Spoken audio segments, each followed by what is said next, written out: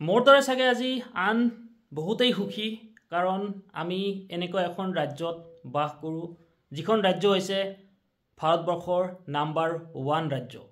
এনেকুৱা এখন ৰাজ্যত বাস কৰোঁ যিখন ৰাজ্যত কোনো ধৰণৰ সমস্যাই নাই। বিধানসভাত আলোচনা কৰিবলগীয়া না আছে কোনো বানপানীৰ সমস্যা, না আছে কোনো গৰাখহনীয়াৰ সমস্যা, না আছে কোনো নিবনুৱাৰ সমস্যা, না আছে মূল্যবৃদ্ধিৰ সমস্যা, না আছে এজাক বৰষুণ দিলেই গুৱাহাটী মহানগৰীত হোৱা কৃত্ৰিম বানপানীৰ সমস্যা। মানে বিধানসভাত কি আলোচনা কৰিব? কোনো সমস্যাই নাই।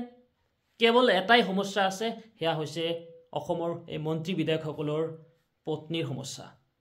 কোন মন্ত্ৰীৰ পত্নীয়ে কিমান সম্পত্তি গঢ়িলে, কোন এমএলএৰ পত্নীয়ে কেনেকৈ চাকৰি লাভ কৰিলে, কোন এমপিৰ পত্নীয়ে বিদেশত কাৰ লগত মিলিছিলে, কাৰ লগত সম্পৰ্ক আছে, ইত্যাদি ইত্যাদি বহুত সমস্যা, জ্বলন্ত সমস্যা।